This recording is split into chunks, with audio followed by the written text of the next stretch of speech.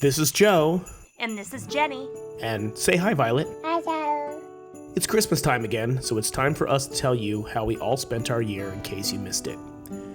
We went to Maryland for Christmas last year. It was Violet's first time flying, and she got to meet Pop's Squirrel Army and taste an authentic Conehead ice cream sundae from Friendly's. I took Dad to the range for his birthday, and Jenny got to pick crabs for the first time. A year of more firsts, Violet didn't just start out the year on the right foot, she began walking on it too. Violet got to experience her first snow and loved it. She had her first dental appointment, she picked up a new hobby, she went on her first shopping spree, she learned how to feed mommy,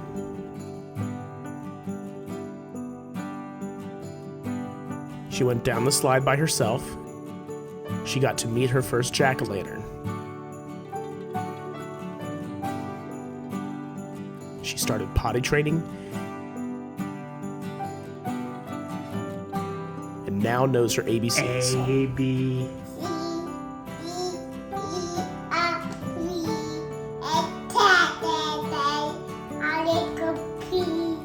Violet trick-or-treated for her first time. We enrolled her in her first extracurricular, and she was even baptized.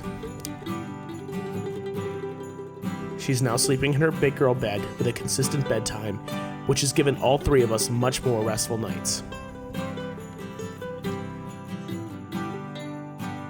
The family was strong this year as ever. Jenny and I took John and Andy to see Journey in concert. Aunt Kathy taught Violet how to count cards. Jenny's cousin put on a private fireworks show for the family on July 4th. Show for the family on July 4th. Show for the family on July 4th. Show for the family on July 4th. Zelly and Violet had a blast at Lawson Fun for Zelly's birthday. My parents came to Lincoln for my birthday, and we got lazier with the corn props at the airport. We also took my folks to the Applejack Festival in Nebraska City. We celebrated Vicky's 70th birthday at the casino, and we had a more reasonable second birthday for Violet. Violet loves spending time with her aunts and uncles, her cousins, and is always excited to see her grandparents. Each day it's becoming clearer that Violet is going to have the world on a string, and we're trying to figure out what she'll be when she grows up. A shredder? A yoga instructor?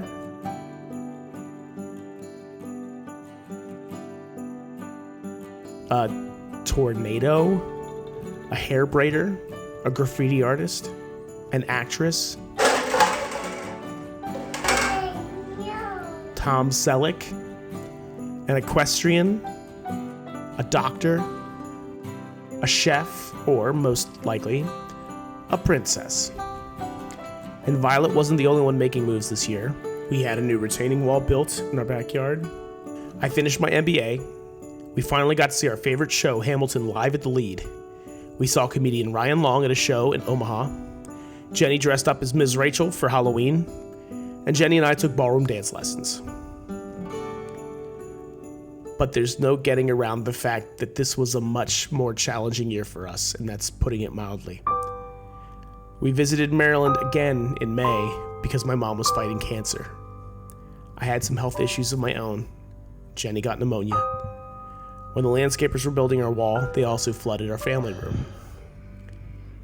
I suspect it must have been a common feeling this year to wonder whether there will be a future at all, considering the atrocities perpetrated this year, and the deafening chorus of voices hungry for more. I know the thing that Jenny and I are mourning most this year is our son, Grant, who we lost 7 weeks after conception. We were devastated, and still are, because we were so excited to meet him. Violet was going to be a big sister, and we'd begun planning our life around a family of 4. And he had already been born into our imagination. We were just getting to know who he might be someday. This was a loss like we've never experienced, and it sucked the rest of this year down into the void like a black hole. And yet, it's been impossible to dwell for too long on the darkness with Violet around. She's just so positive and ebullient. The colors in the room are brighter when she's in it. She lifts our spirits and cracks us up. She's inventive and goofy, playful and fun. She's more effective than a bottle of Prozac and more thrilling than electroshock therapy. She's been our cure for sorrow, our antidote to despair. She's saved this year, and she's why we'll always believe in a better tomorrow and a gentler new year.